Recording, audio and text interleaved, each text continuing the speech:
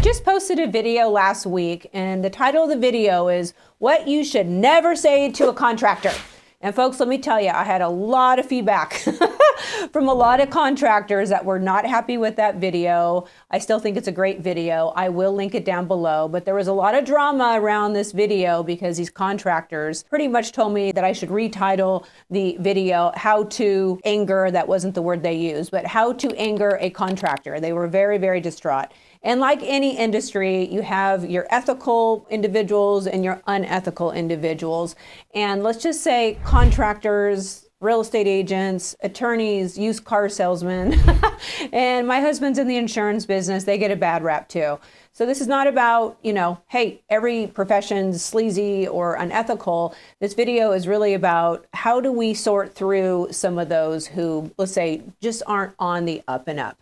So this video is going to go into things that you should never say to a real estate agent if you are selling your house. Maybe I should retitle this video, How to Anger a Real Estate Agent.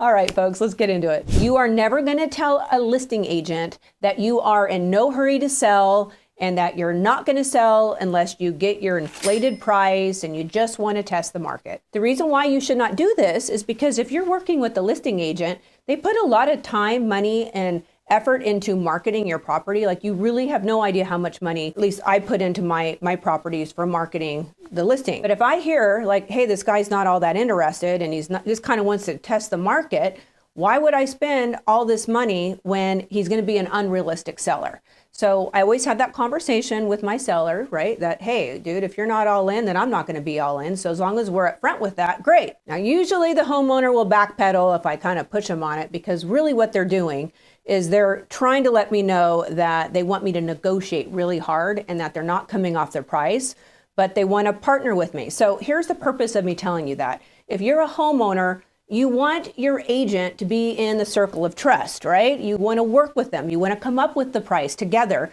You don't want to play each other. You get enough playing from the buyer side. Trust me on this. So if you are thinking of selling your home, you're not fooling anybody if you think you just kind of want to test the market. We all know if you're putting enough time into it, you're for realsy trying to sell the house.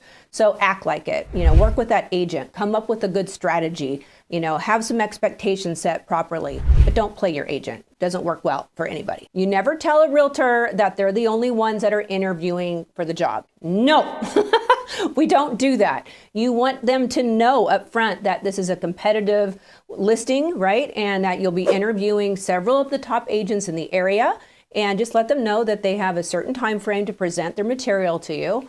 And then you'll be making the decision in a few days, okay? But don't tell them they're the only ones that you're interviewing, okay? Trust me on this. I did do a video on how to interview a real estate agent. I will link it down below, as well as some questions you can ask some of these realtors when you're interviewing. It's very helpful. It's a checklist down below. Just link on it and it will download for you. I want you guys to listen very carefully. When you sign a listing agreement, it is a legal binding document. It's very powerful. So you are never going to ask your agent, hey, what is the listing term in the agreement? No, you're not going to ask them that, because they're going to tell you, oh, I need 6 months. I need a year to sell your house. So, give me some time and I'll sell your house. And the answer to that is absolutely not. You as a homeowner are going to tell that listing agent the term of the agreement. If you want 30 days to try them out, maybe it's 3 months. I'll just tell you, in my book, minimum will require a 3-month listing agreement, because that's how long my staging contracts are. And, if they say, hey, I'm not comfortable with that, we negotiate. Like, well, I want to try you for 30 days. And I'm like, all right, well, if you try me for 30 days and you don't want me, then you're paying for the extra 60 days that I have to pay on staging, right? And I go, oh, I don't know if I like that. So we negotiate. So don't think it's the realtor's job to dictate the terms. This is your house. This is an agreement that you're negotiating with that listing agent. So make sure when you go into that interview that you know how long you want that contract to be. I think 30 days to 3 months is reasonable. All the brokers out there are going to be furious because they want to tie you into it. But how do you know? Like, what happens if you're stuck with a lemon, right? You need to get out. You want to see that they're working hard, right? You'll extend the contract if they're doing their job, right? And anybody that's not willing to do that, you got to kind of ask why. Why are you not comfortable with that? Or are you not thinking I'm going to be satisfied with your service? Don't ever tell the listing agent what you think your house is valued for. Don't do it. When they come into the listing presentation, they should have comps, they should have numbers, they should give you a realistic expectation for selling your home. Now, I'm not telling you not to go do your research. Quite the contrary. You want to make sure you kind of know what the comps are, with the price per square foot in your area, or what the houses in the neighborhood down the street have sold for, right? So when they come in, if they're pricing your house way up high, don't get too excited, guys, because I'm just telling you right now, it's better to be at market value or below market value. The market will bear what the market will bear. But a lot of these listing agents will come in here and give you a fairy tale price just to get the listing, and you get all excited and you sign a contract that's a year long and you're stuck with ding-a-ling, and they know, well, eventually we're going to wear him down and he's going to start dropping his price, and then I'll start talking about how bad the economy is, and eventually we'll get the house sold, but at least I got him under contract for, a year. So eventually we're going to get this done. Don't do that, okay? You want to go with an agent that's going to be honest with you, that can explain the comps. And if you get someone that really is below market value, you kind of have to ask what their motivation is too, right? Do they know the comps, or are they just trying to get a quick sale out of it? So do not tell the listing agent what you think your house is valued. Let them present it to you, and you can decide whether or not that's a good strategy price-wise for you.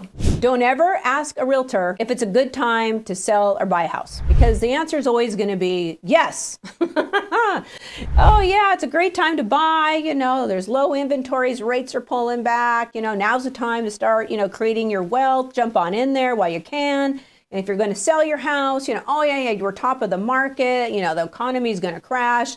A lot of these realtors out here, they have what I call commission breath, right? They just, I need a deal. And they'll tell you whatever you want to hear to get the deal. Now, that's not true with all real estate agents, but you guys know what I'm talking about. The question I want you to ask yourself, and not your agent, is this a good time for me to sell or buy? Like, you really have to do your own research, okay? Ask a trusted advisor. Everyone's financial position's different. Everybody's, where they are on their lifespan's a little bit different. Their circumstances are different. You don't ask a realtor that question, okay? Don't do it. Do your own research. There's lots of information out there on YouTube and other really good trusted sites. Okay, I'm not gonna waste your time.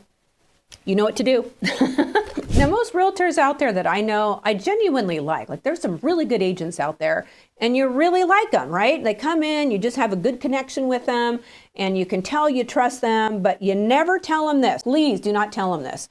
When they start going through their marketing plan, you just say, oh, you know what? You don't need to go any further. I can just tell you're our person. I trust you. You just do whatever you think is best for my property. Until you have a good marketing thing, we don't need to go in a lot of detail. Just do what you do best. I saw that you sold Betty Sue's down the street. You got top dollar. Just do the same secret sauce you did on that one, and I'm good. You're not going to do that.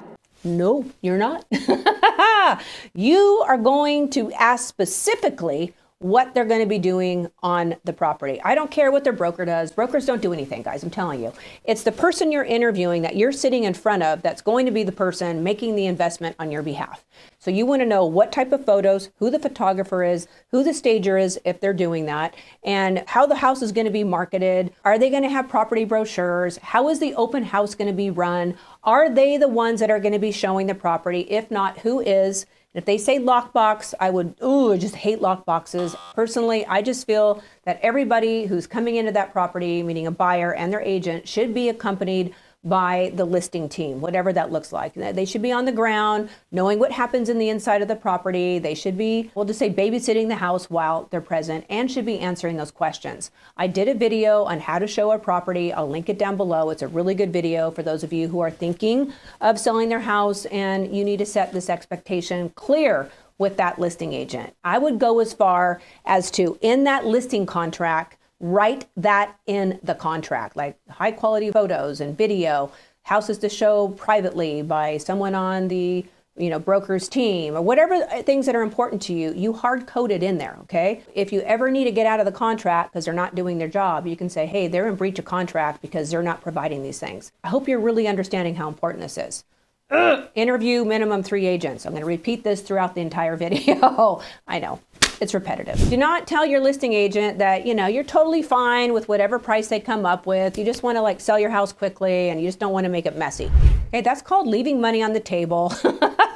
More than likely, your listing agent's gonna, probably lowball it a little bit to get it under contract quickly, make it a quick sale, and not really do the extra work. Now, I'm not saying always, but I'm just really, really want you to do your homework and knowing what the value of your property is. In fact, if you don't know, I would even ask that listing agent to hire an appraiser to come out to appraise the property, right? They might not like that, but hey, they're making a lot of money, right? For the most part, why don't they put a little money, invest in the property so you come up with what fair market value is? Don't ask an agent if you should move off the property to list your house for sale, okay? Because more than likely they're gonna say, yeah, that'd be great if you can make it happen. And, if you can make it happen and it's easy for you to do so, great, because it does make our job easier and we're able to get more people through the house and it does keep the house sparkling clean. But a lot of people can't do that. Like, hey, it's costly to go rent somewhere, in the short term or store things off site, or it's very inconvenient to live with different family members or friends. My big concern for some of the homeowners that are getting pressure from their agents to move off the property is because they want to put a lockbox on the property and then write an MLS to all the buyer's agents. Yeah, just go direct to the property. Tons of people come through and let's get lots of offers. And, that works for some people. Admittedly, I have used it in some situations, but I would never, ever, ever have a buyer's agent come see a property without somebody of my team being there or myself being there, or if I really, really knew the agent really well and I trusted them and I've worked with them for years. I hate lockbox because what happens if something bad happens on the property? Or what happens if a buyer comes in, goes to the restroom, flushes the toilet, they walk out and the toilet starts overflowing? And no one's gonna, say anything, and now we got a big problem on our hands. You need somebody there present, okay? And I want everybody who's coming through your house, and you would want this too, to be qualified and know exactly what they're qualified for, what type of home they're looking for. Like, we don't want 200 people through your home. There's a lot that could happen, and we don't want all this wear and tear on the property if we can avoid it. You're never gonna tell a listing agent that you just want an open agreement with them. What that looks like is the homeowner will call Audra Lambert and say, hey, Audra, I want to sell my house, but I'm going to talk to several different agents. And if you guys have buyers, like, we can't hurt to, have a conversation. Bring me a buyer and I'll pay you a commission. That's an open agreement, meaning that they're not working with just you. They have various different agents that they're working with. And the reason why you're never going to say that is because no one's going to sell your house unless they have a buyer. And let me tell you guys, buyers are getting rarer and rarer out there. Now, if a buyer does call me, I know the house is for sale. And of course, I will ask to show the property, but you have a 0.01% of success rate, at least in my experience, okay? So I would select an agent that you have interviewed, that you trust, that you've verified, that you feel comfortable with their marketing plan, and just go all in. In fact, I'm always a big proponent of putting everybody's house on the open market because you really don't know what the market is going to bear unless you put it on the open market. I don't like these off-market deals. I do them, but I prefer going on MLS because I think it's a better representation of what the value of your property is because it's going out to the entire public. Internationally, globally, everything. When you're interviewing those 3 agents or more, right, you're not going to forget to ask them this question, and that is, do you use Lockbox for all of your showings? And just sit back and watch them squirm. Because it's a horrible service. I hate the stupid Lockbox thing. I'm not saying it doesn't work for everybody, but watch what they say. Oh yes, we use Lockbox because the more people we get through the house, the better. The more people we get through, the higher probability for success. And I can't be 2 places at once, so I'd hate to pass on a buyer that can't show the house, and so I use Lockbox to cover me. Okay, if you're truly that busy as an agent, you should probably hire another showing agent or somebody on your team because, yeah, no one's that busy. I'm sorry. And I'm not trying to put my industry down, but we have what we call flexible hours. And they're working out at the gym or they're taking their kid a lunch that they forgot. Like, the priority should be you. And if they are going to do Lockbox, then you need to have a conversation with that agent talking about qualifying that buyer before they come to the property, meaning it's not just, oh, I'm going to post this on MLS to have every buyer's agent go direct to the property. No, you don't want 200 people through the house. The more people through the house, the higher probability that something's going to break, right? or it's going to get even dirtier. So make sure when you ask that question that they have the right response. It's an important one. For those of you who are looking to buy or sell in Orange County, California, of course, I'm for hire, so please reach out to me. For those of you who live in different areas of the nation, please reach out to me because I recently partnered with a fantastic company who invites only the top agents in their organization. So I was one of the ones that was selected. It was a very, very, we'll say, hard qualification process to get into their program.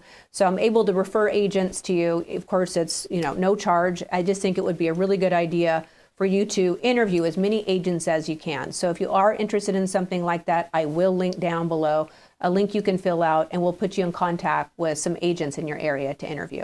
Well, I hope I didn't offend too many realtors out there today, and I hope you got some value out of those who are watching to the end. If you got any value, please smash that like button and subscribe to my channel. Thanks for watching my video, and I'll see you in the next one.